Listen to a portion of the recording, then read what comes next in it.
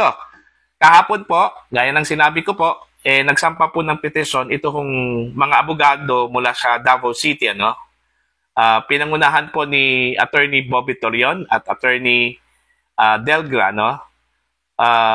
Yung pagsampa po nila ng petisyon is, ang purpose po is to stop the Senate from acting as impeachment court and the impeachment against the Vice President of the Republic of the Philippines, ano?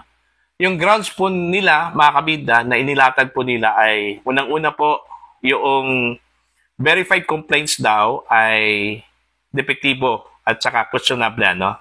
Pangalawa, yung impeachment ay hindi lang po numbers game, kundi isa po itong sagrado na kailangan pong pag-aralan at busisihin, ano? Hindi ho dapat madaliin, ano? Pangatlo, yung due process daw na dapat ibigay po kay Vice President Sara Duterte ay hindi ho nangyari. So, in short, denied po siya ng due process. Yun po yung mga grounds po, mga kapida, ng petition po ni Attorney Torion at Attorney Delgra. Okay? Pakinggan muna natin ito kung naging pahayag po ni Attorney Torion during the press conference kahapon po. Narito. The verification requirement.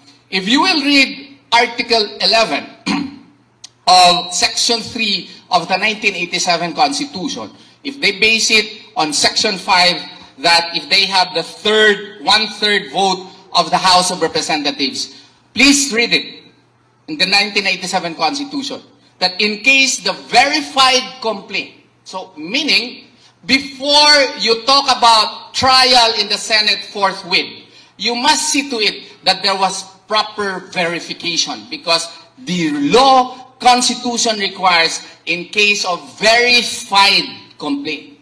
So we must determine, therefore, as to whether or not there was proper verification that was conducted in vis-a-vis the impeachment complaint as submitted and filed in the Senate. If you will look, this can already been revealed now, if you will look at the impeachment complaint as filed in the Senate, there was even no proper verification.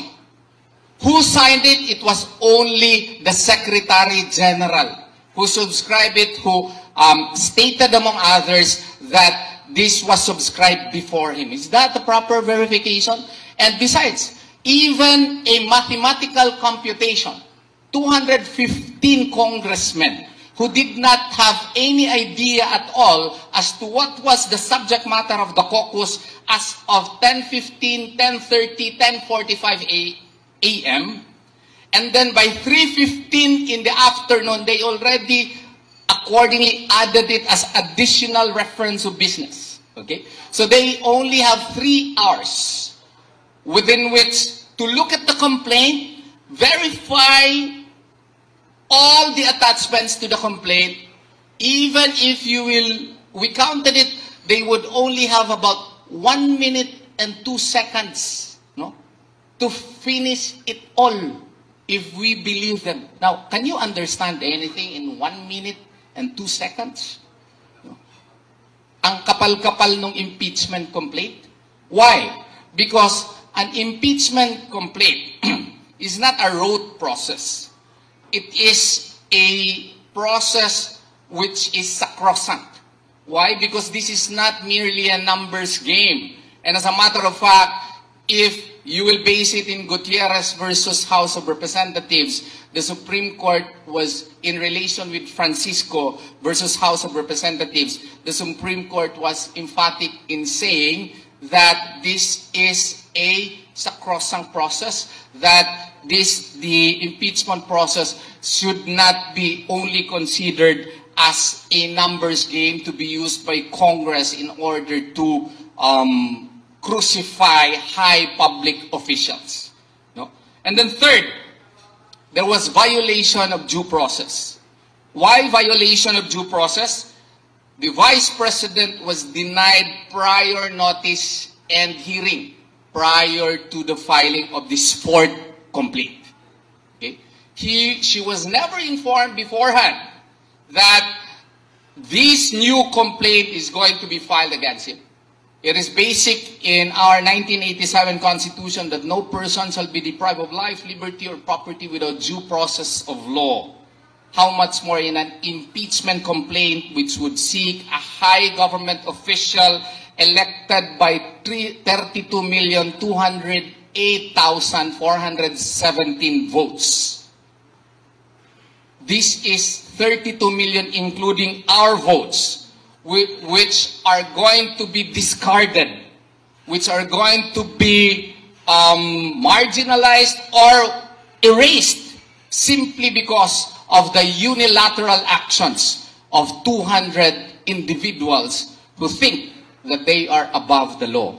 So this is the essence of our petition, and we seek that the Supreme Court would grant us a temporary restraining order, restraining the Senate from acting on the impeachment complaint, and thereafter a preliminary injunction on the ground that doing so would cause grave and irreparable injury upon the people and upon our votes and upon our right as a citizen of this republic, knowing, and as a taxpayer, knowing that as taxpayer, if this impeachment complaint will not be stopped, they would spend millions again just to divert our attention in crucifying the Vice President of the Republic of the Philippines without just cause. So that, in essence, is our complaint. Ayun po. Okay, itong petition na ito, pakiwari ko lang po, tugon po ito mga kabida doon ho sa naunang petition po ni Attorney Catalino Generilio Jr. Kung saan po ay gusto ho niyang i-direct po ng Korte Suprema itong Senado to act immediately dito ho sa verified complaints. Ang sabi po ng saligang batas daw ay pag na-receive na po ng Senado po itong verified complaints, kailangang agad-agad mag-umpisa na itong impeachment trial laban kay Vice President Sara Duterte. Yun yung gusto po na mangyari ni Attorney Generilio Jr. Kaya siguro ito po isang tugon doon sa petition na yon para pigilan po itong Senado to act, to act their constitutional duty na magsagawa po ng impeachment trial laban po sa Vice Presidente po ng Pilipinas. Eto, himahimayin po natin itong grounds po mga kabida na inilatag po ng grupo po ni Attorney Torion kung bakit po sila nagsampa po ng petition. By the way, petition for temporary restraining order and with a prayer of preliminary injunction, yung kanila hong hiling sa Korte Suprema po mga kabida. Okay?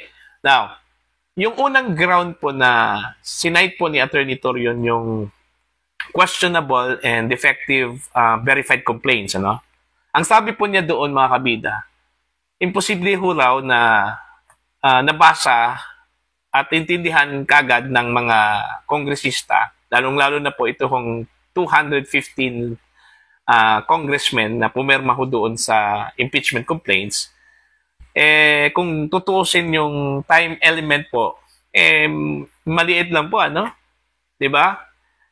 May sinite siya na in the morning, on that particular day na naisampa po yung impeachment complaints, nagkukos ito hong mga kongresista, At hindi ho nila alam, base ho doon sa mga interviews, yung topic po nila doon ho sa caucus, At saka around 3 p.m. ay bigla na lang pong nag-anunsyo po yung House of Representatives na umabot na po ng 115 kung hindi ako nagkamali, Yung pumirma, yung first batch po, pumirma po ng impeachment complaints laban po kay Vice President Sara Duterte, At hanggang umabot po ng 215.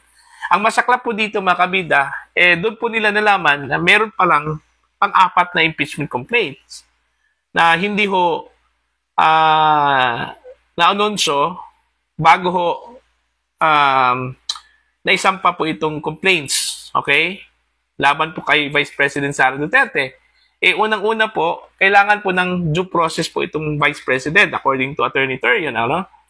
Yung sinight po niya na fourth impeachment complaint ay hindi ho raw na abisuhan ito pong si Vice President Sara Duterte, which denied her the due process. Yun yung isa sa mga grounds, di ba? Di ba? So yan po, no? Una, verified complaint na defective and questionable. Pangalawa, yung due process. Okay? Denied po yung Vice Presidente doon na hindi ho na-inform ang Vice President na meron palang pang-apat na impeachment complaint laban po sa kanya, no? Mga kabida. So yun po, no? Yung pangatlo, yung sinabi po ni Attorney Torion na ang impeachment ay hindi lang basta-basta impeachment yun, ano? Hindi lang po labanan ng majority or numbers game. Okay? Isa po raw itong sagradong gawain po ng Kongreso, mga kabida, na kailangan po ng masusing pag-aaral at paghimay-himay doon ho sa mga reklamo na isinampa po laban po sa Vice Presidente ng Pilipinas.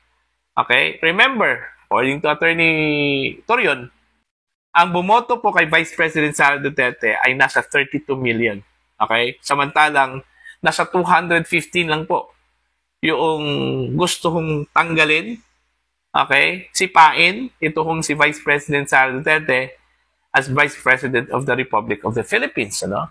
At mantakin nyo mga kabida, yung penalty na pwede hong sasapitin, ano? O impose doon ho kay VP Sara kung sakali hong siya po ay guilty dito ho sa impeachment na hindi ho gagawin po ng mga senador as judges yung kanila hong pag-aaral doon ho sa mga ebidensya. Unfair naman po doon ho sa Vice Presidente na binoto po ng 32 million at tinanggal lang po ng 23 senators. Okay? Ng Republika ng Pilipinas. Okay? Yun po yung grounds. At ang panalangin po, no, ng mga abogado na nagsampa po dito ng petisyon, sana pakinggan at pag-aralan po ng Korte Suprema yung kanila kong inilatag na grounds dito ho sa pagpigil sa constitutional duty po ng Senate to conduct the impeachment trial against Vice President Sara Duterte.